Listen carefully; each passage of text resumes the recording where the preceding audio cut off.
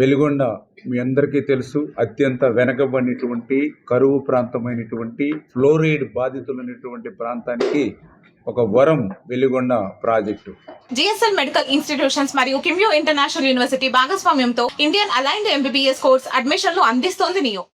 అటువంటి వెలిగొండ ఆ రోజు 1996లో ఆ రోజు గౌరవ ముఖ్యమంత్రి చంద్రబాబు నాయుడు గారు ఆయన ఆ రోజు పునాది రాయి వేస్తే ఈ రోజుకి 30 సంవత్సరాలు దాటుతున్నా కూడా ఆ ప్రాజెక్టు పూర్తి కాకపోవడంపై 2024లో చంద్రబాబు నాయుడు గారు ముఖ్యమంత్రి అయిన వెంటనే, కూటమి ప్రభుత్వం అధికారులకు వచ్చిన వెంటనే ఆ 3 దశాబ్దాల వెలిగొండ కళ నెరవేర్చడమే ఈ ప్రభుత్వ లక్ష్యమని చెప్పడమే కాదు, దానికి కూడా ఒక వర్క్ షెడ్యూల్ని రూపొందించుకుని 2024 నుంచి 2026 ఆగస్టు కల్లా ఈ వెలిగొండ ఫస్ట్ ఫేజ్ పూర్తి చేసి నీళ్ళు ఇవ్వాలి నల్లమల సాగర్కి అనేటువంటి సీఎం చంద్రబాబు నాయుడు గారు ఇచ్చినటువంటి లక్ష్యానికి అనుగుణంగానే ఈ యొక్క 2 ఏళ్ల నుంచి కూడా మీ అందరూ కూడా చూస్తూ ఉన్నారు. డే అండ్ నైట్ ఇటు ఏజెన్సీలు కానీ అధికారులు కానీ నిత్యం పనిచేసుకుంటూ గత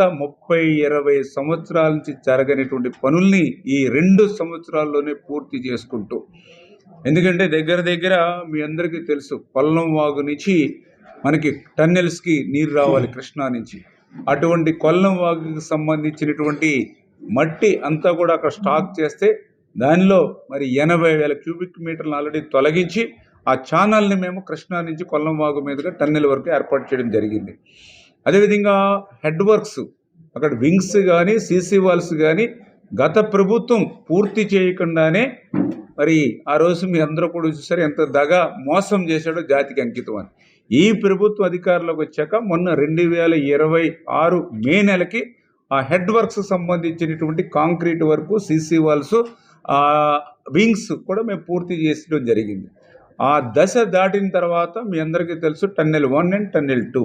ఆ టన్నెల్ 2కు సంబంధించి 2024లో మేము అధికారంలోకి వచ్చే సమయానికి 7 కిలోమీటర్లు లైనింగ్ మిగిలిపోయినటువంటి పరిస్థితి. అటువంటి 7 కిలోమీటర్ల లైనింగ్ని ఈవేళ 2 సంవత్సరాల్లో దగ్గర 20 నెలల్లో ఈరోజు పూర్తి చేసుకుని ఇంకా 151 మీటర్లు మాత్రమే బ్యాలెన్స్ ఉంది.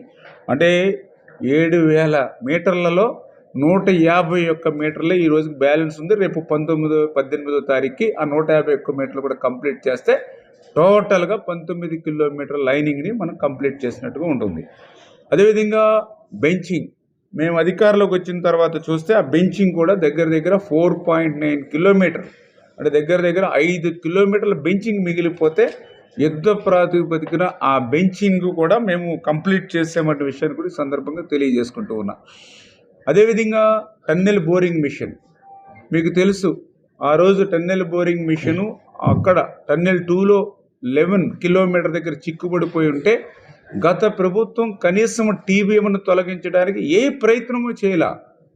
ఆ టీబీఎంను తొలగించకపోతే ఒక చుక్క నీరు కూడా, ఒక చీమ కూడా యువతల నుంచి అవతలకు పోదు, ఒక చుక్క నీరు కూడా వచ్చే అవకాశం లేదు. అయినప్పుడు కూడా ఎటువంటి ప్రయత్నం చేయకుండానే జాతికి అంకితం అని చెప్పి దగా మోసం.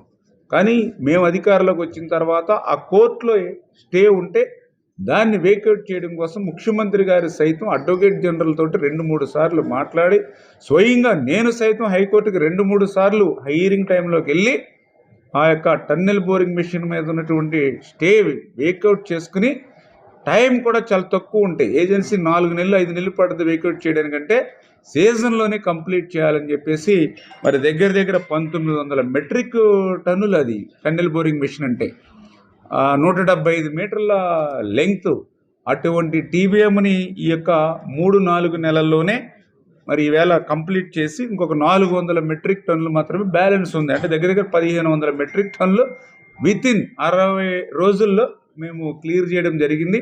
ఆ మిగిలిన 400 మెట్రిక్ టన్నులు కూడా రేపు 17-18వ తారీఖు కల్లా అది కూడా క్లియర్ చేస్తాము. ఇప్పుడు మేము టన్నెల్లో కూడా పోయి ఆ పనులను కూడా స్వయంగా పరిశీలిస్తామనే విషయాన్ని కూడా సందర్భంగా మరి తెలియజేసుకుంటూ, ఆ యొక్క టన్నెల్స్ని దాటుకుని ముందుకు వస్తే మీ అందరికీ తెలుసు ఫీడర్ కెనాల్ 2024లో ఇక్కడ ఉన్నటువంటి మంత్రులు, శాసనసభ్యులు, మేము కూడా కారు పోదానంటే మోటార్ సైకిల్ మీద బయలుదేరాం ఫీడర్ కెనాల్కి. మోటార్ సైకిల్ మీద కొంత దూరం వెళ్ళిన తర్వాత మోటార్ సైకిల్ కూడా పోదంటే నడిచి వెళ్ళేటువంటి పరిస్థితి. ఎందుకంటే ఎక్కడ చూసినా కూడా 3 మీటర్లు 2 మీటర్లు పెద్ద పెద్ద బొక్కలు పడిపోయి చిన్నపాటి వర్షం వాస్తవంగా 11,000 క్యూసెక్కులు నీరు పోవాలి ఆ ఫీడర్ కెనాల్లో. అటువంటిది ఒక కొండ మీద వర్షం పడితే ఒక 50-60 క్యూసెక్కులు వస్తే గండ్లు పడిపోయి కింద ఓళ్ళ మీదకి పోయింది ఆ నీరు. మరి 50-60 క్యూసెక్కుల నీరుకే గండ్లు పడిపోయే పరిస్థితిలో ఫీడర్ కెనాల్ ఉంటే మరి జాతికి అంకితం మోసం దగా అంటే ఎంత దగా మరి ఆ రోజు ఉన్నటువంటి ప్రభుత్వ అంటే మేము వచ్చిన తర్వాత అది డిజైన్స్లో కూడా ఉంది, లైనింగ్ చేయాలి, ఇంకా క్రిటికల్ పాయింట్ దగ్గర సీసీ వాళ్ళు నిర్మాణం చేయాలి. అది ఆల్రెడీ డిజైన్స్లో ఉంది. ఇప్పుడు మేము కొత్తగా లైనింగ్ కొత్తగా సీసీ వాళ్ళు పెట్టలా, ఆల్రెడీ డిజైన్స్లో ఉంది ఆ ఫీడర్ కెనాల్ అక్కడ ఉన్నటువంటి సాయిల్ కండిషన్ బట్టి. అందుకే చంద్రబాబు నాయుడు గారు ఈ 2026 జనవరిలో 460 కోట్ల రూపాయలు నిధులు ఇచ్చి ఫౌండేషన్ వేసాం.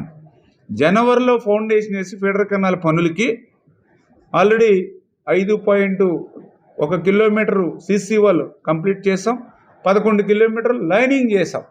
అంటే మీరు అర్థం చేసుకోండి, ఆయనేమో జాతికి అంకితం అన్నాడు, పూర్తి అయిపోయింది అన్నాడు. మరి అటువంటి ప్రాజెక్టుకి మేము పునాది వేయవలసిన పరిస్థితి, అటువంటి ప్రాజెక్టుకి శంకుస్థాపన చేసి పనులు చేసుకుంటూ ఉన్నామని అంటే గత ప్రభుత్వం ఎంత మోసం దగా ఈ ప్రాంతాన్ని చేసిందో మనందరికీ కూడా ఇటువంటి అన్ని ఎగ్జాంపుల్స్.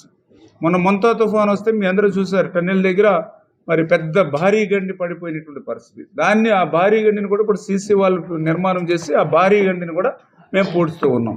ఇవన్నీ ఒక ఎత్తు. ఈ యొక్క హెడ్ వర్క్స్ పూర్తి చేసుకుని టన్నెల్ 1 టన్నెల్ పూర్తి చేసుకుని లైనింగ్ బెంచింగ్ పూర్తి చేసుకుని ఈ యొక్క ఫీడర్ కెనాల్ పూర్తి చేసుకుని నల్లమలై సాగర్కి వాటర్ పోవాలి. నల్లమలై సాగర్కి సంబంధించినటువంటి ఏవైతే 3 కెనాల్స్ ఏవైతే ఉన్నాయో ఆ 3 కెనాల్స్కి సంబంధించిన రెగ్యులేటర్స్ కూడా అక్కడ పూర్తి కాల. ఈ 2 ఇయర్స్లోనే ఆ యొక్క కెనాల్స్కి సంబంధించినటువంటి గ్యాప్లు ఏవైతే ఉన్నాయో వాటన్నిటికీ కూడా మళ్ళీ గేట్లు పెట్టి హెడ్ రెగ్యులేటర్స్ పెట్టి ఆ కాంక్రీట్ వర్క్ చేస్తాం. ఎందుకంటే రేపు ఆ నల్లమలై సాగర్లోకి నీళ్లు పోతే ఆ నీళ్లు మళ్ళీ మనము దాన్ని రెగ్యులేట్ చేసుకోవాలి. ఆ పనులన్నీ కూడా 2 సంవత్సరాల్లో మేము కంప్లీట్ చేసుకున్నటువంటి పరిస్థితి. ఇవన్నీ ఒక ఎత్తు. అక్కడ ఎవరైతే నిర్వాసితులు 900 కోట్ల రూపాయలు నిర్వాసితులకి ఇవ్వాల్సినటువంటి అవసరం ఉంది. ఆ రోజు 1924 5 సంవత్సరాలు అధికారంలో ఉన్నటువంటి ప్రభుత్వం జాతికి అంకితమైన మోసం దాగా చేసింది. కానీ ఈ నిర్వాసితులకి ఆ 900 కోట్లు ఇవ్వకుండా మరి ఎట్లా వాళ్ళని అక్కడి నుంచి ఖాళీ చేయకుండా నీళ్ళు ఎట్లా పెట్టగలుగుతాం అనేటువంటి పరిస్థితి కూడా లేకుండా మోసం దగా. కానీ ఈరోజు ఈ ప్రభుత్వం వచ్చిన తర్వాత చూశారు, మాకు ఆర్థికంగా చాలా ఇబ్బందులు ఉన్నాయి. ఎందుకంటే గత ప్రభుత్వం వెంటిలేటర్ మీద ఉన్నటువంటి ఆర్థిక స్థితిని మాకు వారసత్వంగా ఇచ్చింది. అటువంటి స్థితిలో కూడా ఈ ఫ్లోరైడ్ వెనకబడినటువంటి జిల్లాకు న్యాయం చేయాలనేటువంటి ఆలోచనతో, వెలుగొండను పూర్తి చేయాలనేటువంటి ఆలోచనతో దగ్గర 3,000 కోట్ల రూపాయలు 2 ఏళ్లలో దానికి వెచ్చించడానికి. ఇది నేను చెప్పడం కాదు, ఇవాళ ప్రాక్టికల్గానే మనం చూస్తూ ఉన్నాం.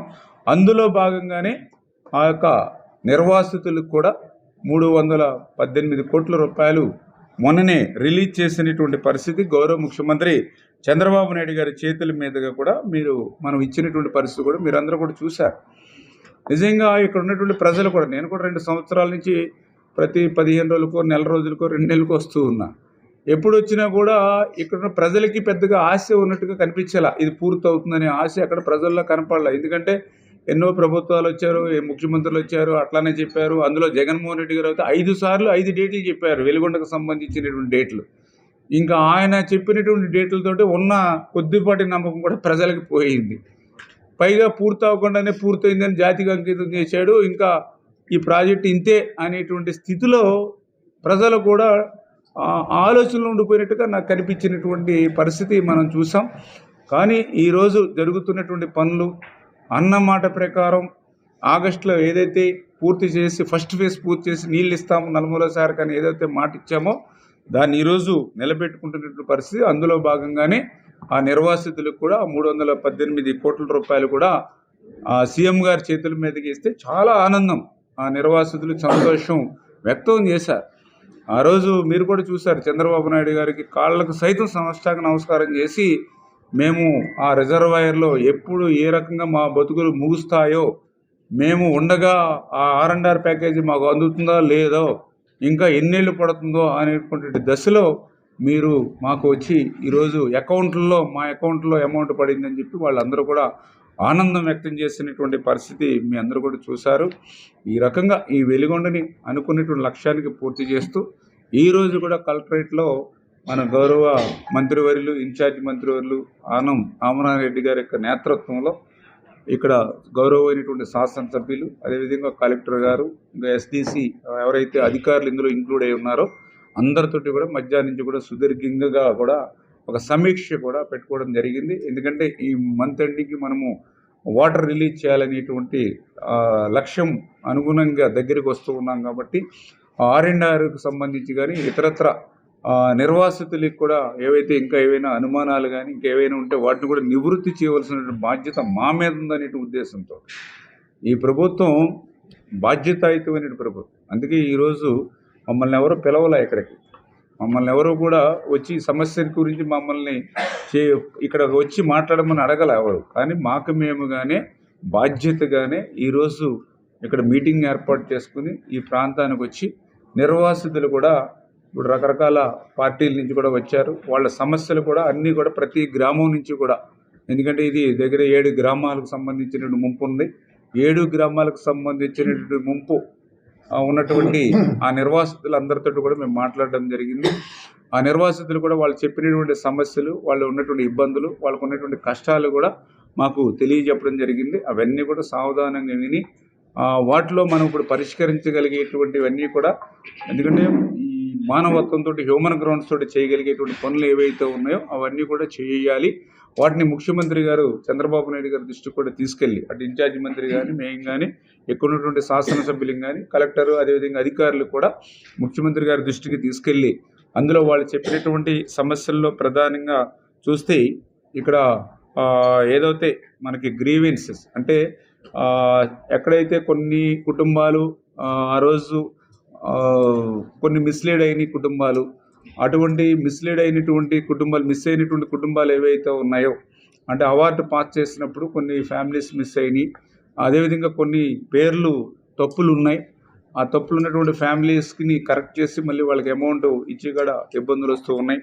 అదేవిధంగా కొన్ని ఏదైతే అవార్డు పాస్ అవ్వకుండా కొంతమంది ఇంకా మిగిలి ఉన్నారు అని ఇట్లా ఏవైతే సమస్యలు చెప్పడం జరిగింది. దాంట్లో ముఖ్యంగా ఒక గ్రీవెన్స్ సెల్లను కూడా ఏర్పాటు చేసుకుని వచ్చినటువంటి ప్రతి గ్రీవెన్స్ కూడా, ఎందుకంటే ఆన్లైన్లో అప్లై చేసుకుని ఆన్లైన్లో పెట్టుకుని దానికి ఆల్రెడీ మేడం గారు కూడా ఒక PGRS కమిటీని కూడా విలేజ్ వైడ్ చేయడం జరిగింది.